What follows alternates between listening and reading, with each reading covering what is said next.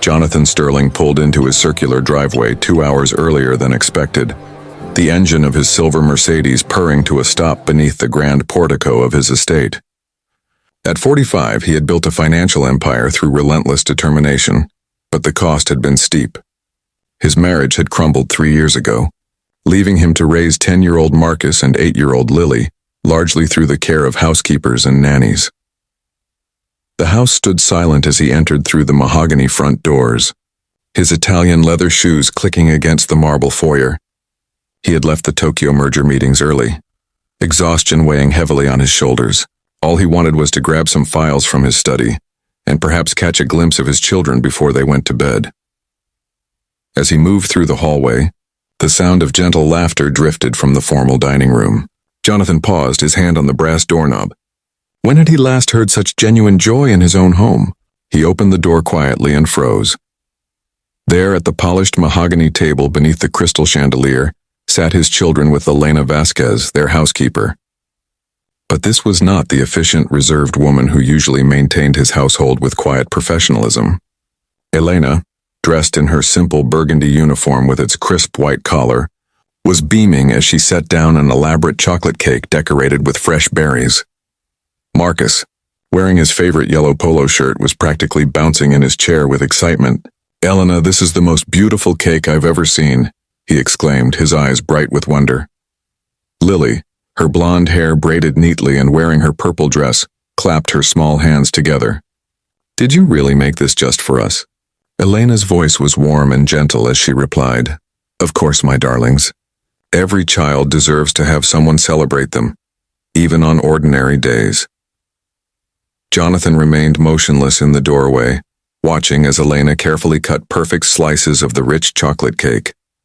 She served each child with the same care and attention he remembered receiving from his own grandmother, decades ago. "Elena," Lily said softly, "why don't you ever eat with us in the big dining room?"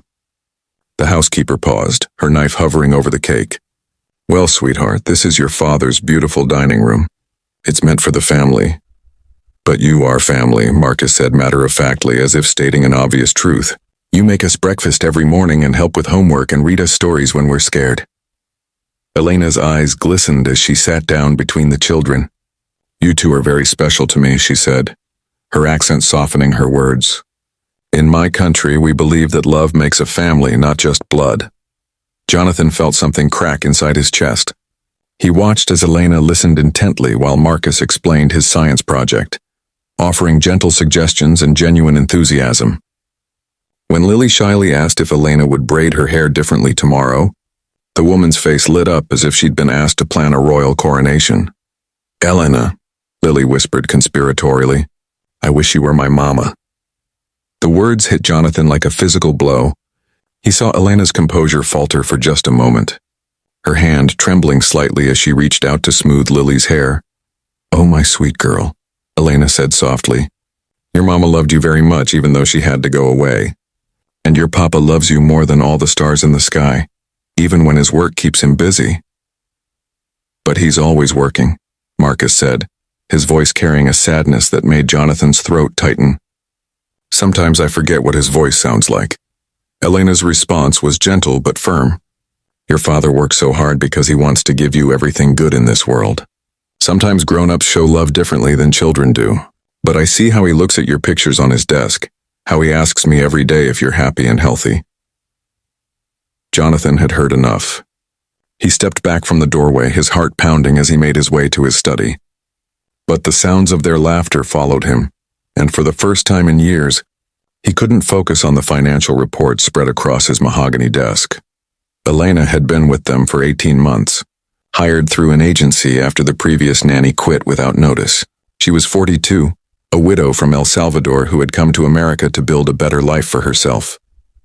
Her credentials had been impeccable, her references glowing, but Jonathan had barely spoken to her beyond basic household instructions. Now, sitting in his leather chair surrounded by the trappings of his success, he realized how blind he had been. The next morning, Jonathan did something he hadn't done in months. He came downstairs for breakfast instead of grabbing coffee on his way out the door. Elena looked surprised as he entered the kitchen. quickly setting down her own simple breakfast to prepare his usual protein shake and whole grain toast. "Please," Jonathan said, raising his hand gently. "Don't stop what you're doing. I just wanted to join the family for breakfast." The children's faces lit up with astonishment. "Daddy!" Lily squealed, running to hug his legs. "You're here for breakfast." Marcus looked pleased but cautious, as if afraid this moment might disappear if he acknowledged it too eagerly. Jonathan sat down at the kitchen island, something he had never done before. Elena served him quietly, but he noticed the way she naturally included him in the morning rhythm she had created with his children. "Elena," he said after the children had left for school, "could I speak with you for a moment?" She nodded, her hands folded nervously in front of her. "Of course, Mr. Sterling." "Yesterday I came home early," he began, watching her expression carefully. "I saw you having cake with Marcus and Lily in the dining room." Elena's face paled. "Mr. Sterling, I apologize. I know I shouldn't have presumed to use your formal dining room. It won't happen again." "No," Jonathan said quickly. "That's not why I'm telling you this." He took a deep breath, struggling to find words for feelings he had buried for too long. "Elena, what I saw was my children happier than they've been since their mother left. What I saw was someone treating them with the love and attention I should have been giving them myself." Elena remained silent, but her dark eyes were watchful and kind. "I want to offer you something," Jonathan continued. "Not just a raise, though you certainly deserve one. I want to offer you a real place in this family. I want to set up a college fund for your own children back home, help you bring them here if that's what you want. And I want to learn from you how to be present for Marcus and Lily." Elena's composure finally cracked, tears spilling down her cheeks. "Mr. Sterling, I don't understand. I've been so focused on providing for them that I forgot they need more than money. They need what you've been giving them all along: time, attention, and unconditional love." Jonathan's voice grew thick with emotion. "You've been the mother they needed when I was too proud and too busy to see what was right in front of me." That evening, Jonathan canceled his dinner meeting and came home to find Elena teaching the children how to make empanadas in the kitchen. Instead of retreating to his study, he rolled up his sleeves and joined them, laughing as flour dusted his expensive shirt and Lily showed him the proper way to fold the dough.